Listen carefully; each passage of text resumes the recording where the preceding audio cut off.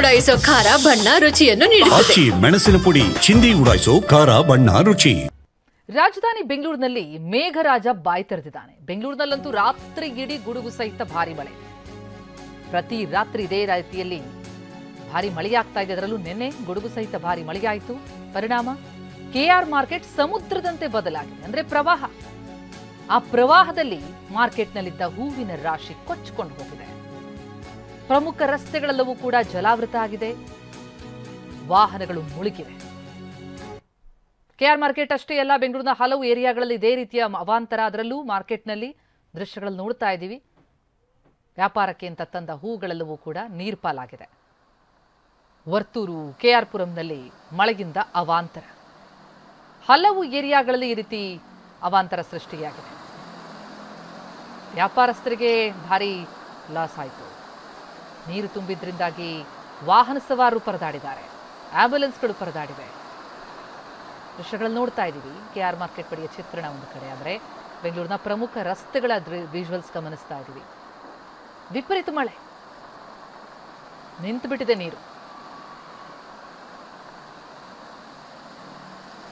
ಒಂದು ಮಳೆ ಬಂದರೂ ಕೂಡ ತಡೆಯೋದಕ್ಕಾಗಲ್ಲ. ಪ್ರತಿನಿಧಿ ರಾಜಪ್ಪ ಗ್ರೌಂಡ್ ರಿಪೋರ್ಟ್ ನೀಡಿದ್ದಾರೆ, ನೋಡೋಣ. ಬೆಂಗಳೂರಲ್ಲಿ ಮಧ್ಯರಾತ್ರಿಯಿಂದಲೇ ಹೂವಿನ ವ್ಯಾಪಾರ ಶುರುವಾಗತ್ತೆ.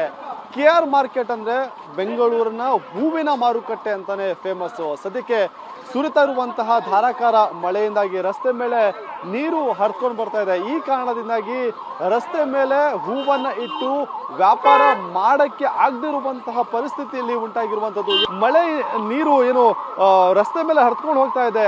ಅದರಿಂದ ತಾವು ತಂದಿದಂತಹ ಹೂವನ್ನ ರಕ್ಷಣೆ ಮಾಡಿಕೊಳ್ಳಕ್ಕಾಗದೆ ಅಂದ್ರೆ ರಸ್ತೆ ಮೇಲೆನೆ ಬಿಟ್ಟಿರುವಂಥದ್ದು. ರಸ್ತೆ ಮೇಲೆ ನೀರು ಬಿಟ್ಟು ಏನು ಹೂವನ್ನ ಬಿಟ್ಟಂತ ಕಾರಣದಾಗಿ ಕೆಲವು ಹೂಗಳೆಲ್ಲವೂ ಕೂಡ ಕೊಚ್ಕೊಂಡು ಹೋಗಿರುವಂಥದ್ದು. ಇದು ಅದನ್ನ ಅಂದ್ರೆ ನೀರಿನಲ್ಲಿ ಮುಳುಗಡೆ ಆಗಿರುವಂತಹ ಒಂದಿಷ್ಟು ಹೂವನ್ನ ಮತ್ತೆ ತೆಗೆದುಕೊಳ್ಳುವಂತಹ ಒಂದು ಕೆಲಸವನ್ನ ಕೂಡ ಇಲ್ಲಿ ರೈತರು ಮಾಡ್ತಾ ಇರುವಂಥದ್ದು, ಹೂವಿನ ವ್ಯಾಪಾರಿಗಳು ಮಾಡ್ತಾ ಇರುವಂಥದ್ದು. ಬೆಳಿಗ್ಗೆ ಅಂದ್ರೆ ಮಧ್ಯರಾತ್ರಿಯಿಂದಲೇ ಕೆಆರ್ ಮಾರ್ಕೆಟ್ನಲ್ಲಿ ಹೂವಿನ ವ್ಯಾಪಾರ ಜೋರಾಗಿರುತ್ತೆ. ಬೇರೆ ಬೇರೆ ಕಡೆಗಳಿಂದ ಬಂದು ಹೂಗಳನ್ನ ಖರೀದಿ ಮಾಡ್ಕೊಂಡು ಹೋಗ್ತಾರೆ ಹೂವಿನ ವ್ಯಾಪಾರಿಗಳು. ಜೊತೆಗೆ ಖುದ್ದು ರೈತರೇ ಬಂದು ಇಲ್ಲಿ ಹೂವನ್ನ ವ್ಯಾಪಾರ ಮಾಡ್ಕೊಂಡು ಹೋಗ್ತಾರೆ. ಆದ್ರೆ ಇವತ್ತು ಸುರಿತಿರುವಂತಹ ಧಾರಾಕಾರ ಮಳೆಯಿಂದಾಗಿ ಅದೆಲ್ಲದಕ್ಕೂ ಕೂಡ ಒಂದು ರೀತಿಯಾಗಿ ಸಂಚಕಾರ ತಂದಿದೆ ಅಂತ ಹೇಳ್ಬೋದು. ಯಾಕಂತಂದ್ರೆ ಮಳೆ ನೀರಿನಿಂದ ಹೂವನ್ನ ರಕ್ಷಣೆ ಮಾಡ್ಕೊಳ್ಳೋದೇ ಒಂದು ದೊಡ್ಡ ಸವಾಲಾಗಿ ಇಲ್ಲಿ ವ್ಯಾಪಾರಸ್ಥರಿಗೆ ಪರಿಣಮಿಸಿರುವಂಥದ್ದು. ಅದರ ಜೊತೆಗೆ ಹೂವಿನ ಹಂಗೋ ಹಿಂಗೋ ಮಾಡಿ ರಸ್ತೆ ಮೇಲೆ ಹೂವನ್ನ ಇಟ್ಕೊಂಡಿದ್ರು ಕೂಡ ಗ್ರಾಹಕರು ಬರ್ತಾ ಇಲ್ಲ. ಈ ಸುರಿತಿರುವಂತಹ ಧಾರಾಕಾರ ಮಳೆಯಲ್ಲಿ ಹೇಗೆ ತಾನೇ ಗ್ರಾಹಕರು ಬರೋದಕ್ಕೆ ಸಾಧ್ಯ? ಹಾಗಾಗಿ ಒಂದು ರೀತಿಯಾಗಿ ಅವರು ಕೂಡ ಈಗ ಒಂದು ಈ ಮಳೆ ನೀರಿನಿಂದಾಗಿ ಸಂಕಷ್ಟ ಎದುರಿಸ್ತಾ ಇರುವಂಥದ್ದು. ಕ್ಯಾಮ್ರಾ ಪರ್ಸನ್ ಮುತ್ತುರಾಜ್ ಜೊತೆ ರಾಜಪ್ಪ ಜನಾಯಕ್, TV9 ಬೆಂಗಳೂರು. ಸಾವಿರಾರು ರೂಪಾಯಿ ಲಕ್ಷಾಂತರ ರೂಪಾಯಿ ಎಲ್ಲ ಕುತ್ಕೊಂಡು ಹೋಯ್ತು. ಕಂಟ್ರೋಲ್ ಮಾಡೋಕೆ ಒಂದು ಸಲ ಹೊರಗಡೆ ನೀರು ನುಗ್ಗಿಬಿಡ್ತಲ್ಲ, ಹಂಗೆ ಹೊಂಡೋಯ್ತು. ಅದು ಇವು ಬರಲ್ಲ ಸರ್. ಮಳೆ ಹೆಂಗೆ ಬರ್ತಾರೆ ಸರ್? ಅವರು ಸೈಲೆಂಟಾಗಿ ಈ ಮಳೆ ಯಾರು ತೊಗೊಂಡು ಹೋಗ್ತಾರೆ ಹೇಳಿ? ಡ್ಯಾಮೇಜ್ ಆಗಿಬಿಡುತ್ತೆ ಅವ್ರಿಗೆ ತೊಗೊಂಡು ಹೋಗ್ಬೇಕಾದ್ರೆ. ಮಳೆ ನಿಂತ್ಕೊಂಡು ಆದ್ಮೇಲೆ ವ್ಯಾಪಾರ ಮಾಡ್ತಾಯಿದ್ರು. ಇದು ಒಂದು ಸಲ ಎಂದೋಗ್ಬಿಟ್ಟದ ಇನ್ನು ಮಾರಕ್ಕಾಗ್ತದೆ ಸರ್. ತಗೊಳಲ್ಲ. ಎಷ್ಟೊತ್ತಲ್ಲಿ ಬಂದ್ರಮ್ಮ ನೀವು? ನಾವು 12 ಗಂಟೆಗೆ ಬಂದವ್ರಿ. ಎಲ್ಲಿಂದ ಬಂದಿದ್ದು? ಓಡ್ತೂರ್ನಕ. ಎಷ್ಟು ಹೂವು ತಂದಿದ್ದೀರಾ? ಎಲ್ಲ ಒಂದು 40,000 ಹೂವು ಅದೇ. ಹೂವು ಡೈಲಿ ಬರ್ತೀರಿ. 12 ವ್ಯಾಪಾರ ಆಗತ್ತೆ. ವ್ಯಾಪಾರ ಆಗ್ತದೆ. ಅದೇ ಮದುವೆಗಳಿದ್ರೆ ವ್ಯಾಪಾರ. ಹೂವೆಲ್ಲ ಇಲ್ಲೇ ತೆಗ್ದು ಇಲ್ಲೇ ಮಾರೋದು ನಾವು.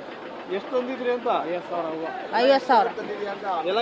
ಎಲ್ಲ ಓದುವ ಸುಮಾರು? ಹೌದು, ಎಲ್ಲ ಓದು ನೋಡಿ. ಎಲ್ಲ ನೀರಾಗ ಹೊಡ್ಕೊಂಡು ಹೋಗ್ತಾ ಐತೆ. ತಗೊಳ್ಳೋದೇ ಮಾರಿ ಹಿಂಸೆ. ಹೌದು, ತಗೊಂಡು ಮಾರೋದಲ್ಲ ಇಲ್ಲೇ, ಅದಕ್ಕೆ ಹಿಂಸೆ ಜಾಸ್ತಿ. ಜನ ಬರ್ತಾರೆ ಅನ್ನೋದು ಡೌಟ್ ಈಗ. ಡೌಟು. ಹೌದು.